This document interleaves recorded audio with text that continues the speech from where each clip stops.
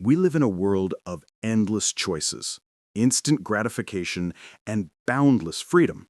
We can travel anywhere, buy anything, and access a universe of information with a few taps on our phones. This is a level of abundance that our ancestors couldn't even dream of.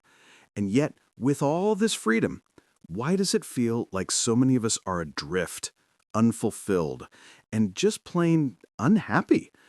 The paradox of our modern age, as explored in Ryan Holiday's book Discipline is Destiny, is that we've mistaken liberty for license. We think freedom is the ability to do whatever we want whenever we want. But true freedom, Holiday argues, is the opportunity for self-discipline. Without self-control, we don't become free. We become slaves to our appetites, our emotions, and the endless stream of distractions that promise fleeting pleasure but deliver long-term misery. This book isn't about punishment or deprivation. It's a powerful call to embrace discipline as a foundational virtue, the very hinge on which a great life swings. By mastering ourselves, we lay the groundwork for everything else: courage, justice, and wisdom. This is the path to greatness, not as a destination, but as a daily practice.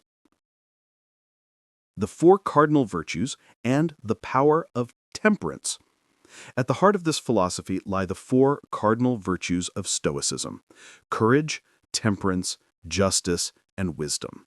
While we often celebrate courage and wisdom, it's temperance, or self-discipline, that is the unsung hero. It's the ability to keep our ass in line, so we can put it on the line when it truly matters. It's the self-restraint that allows us to thrive in a world of excess, where we must continually choose between our higher and lower self. This is a timeless battle, a crossroads each one of us faces, just as the mythical hero Hercules did. In the legend, Hercules was offered two paths by two goddesses. One promised a life of ease, pleasure, and comfort. The other promised a life of hard work, sacrifice, and challenge, a path that would make him the person he was meant to be. Hercules chose the second path, the one of virtue. This isn't a one-time choice. It's a daily, even hourly challenge to resist the easy way for the right way. Discipline is not static. It's a dynamic, ever-evolving force. It's a practice we must cultivate every day in every area of our lives. The book breaks this down into three domains: the exterior, the body; the inner domain, the temperament; and the magisterial, the soul. Part 1. Conquering the body to free the mind. The journey to self-discipline begins with the most fundamental thing we have: our physical body. The choices we make about what we eat, when we sleep, and how we move are not just about health. They are acts of character that build the foundation for mental and spiritual strength. The discipline of hard work and consistency. Look at baseball legend Lou Gehrig. He was nicknamed the Iron Horse for playing an astounding 2,130 consecutive games. He played through fevers, back pain, and 17 different hand fractures, often without a word of complaint. His greatness wasn't just in his talent, but in his unwavering commitment to just show up every single day, even when he didn't feel like it. As a young man, he was inspired by his mother's indefatigable work ethic and shamed by his father's laziness, which taught him that dependability was a non-negotiable asset. This disciplined persistence, what the author calls hustle, is a superpower. It's the opposite of having the slows like General George McClellan, who was so indecisive he couldn't get his troops moving. But this doesn't mean always rushing. The book introduces the concept of festina lente, a Latin phrase meaning make haste slowly. This is the discipline of patience and deliberate action. Just as a charioteer must control their horses to win the race, we must control our urges to rush and make mistakes. We must do things correctly and methodically, as Augustus Caesar did, knowing that this ultimately leads to faster, more sustainable progress. The discipline of moderation and simplicity. In a world of plenty, we must also master the art of having enough. The Stoics and historical figures like Cato the Elder understood that deliberately living with less, avoiding the superfluous, is the key to independence and freedom. A man who is satisfied with boiling turnips, like the Roman Manius Curius, cannot be bribed. This is a powerful form of self-preservation. When we're not beholden to consumerism, debt, or the need to impress others, we're liberated. This also applies to our habits. The book emphasizes the importance of quitting bad habits, as exemplified by Dwight Eisenhower, who quit a 3 to 4 pack a day cigarette habit cold turkey. True freedom, Holiday states, is the freedom to abstain.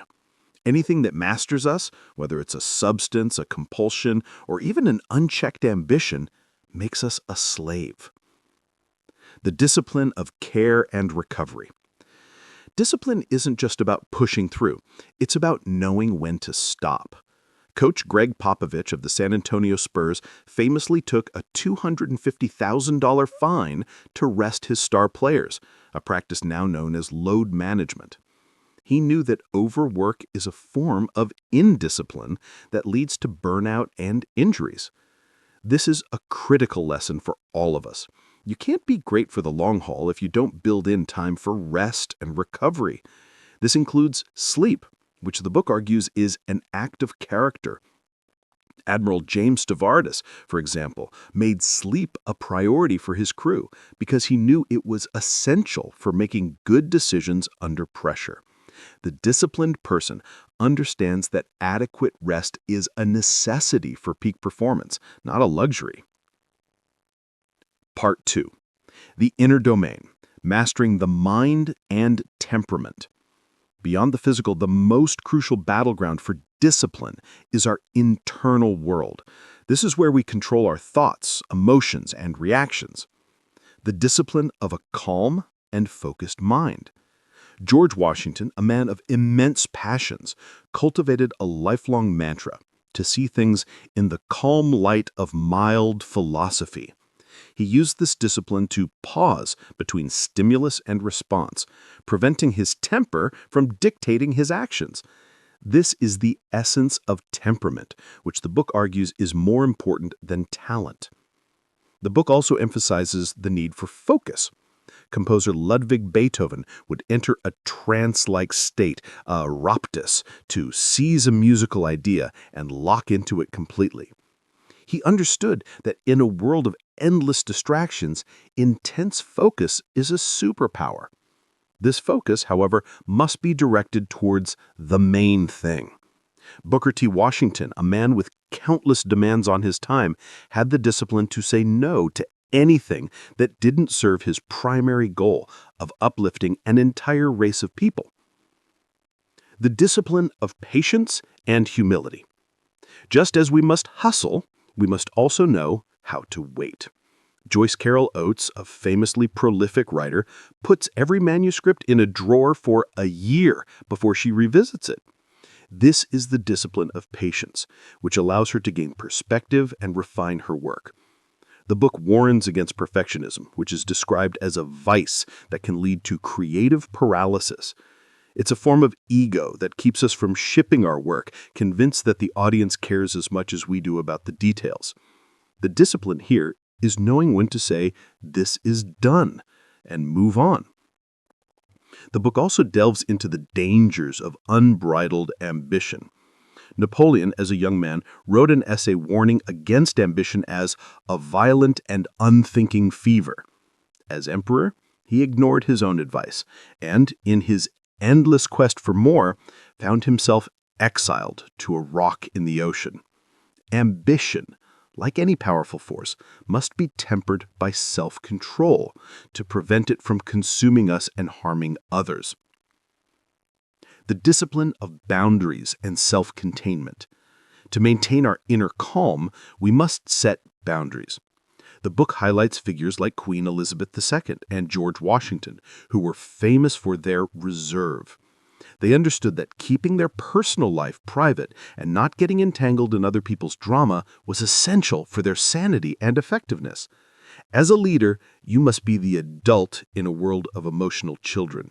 This means not oversharing, not getting pulled into pointless conflicts, and knowing when to keep quiet. The Spartans, for example, were masters of this laconic style, using a single word when others would use a paragraph. They understood that silence is strength.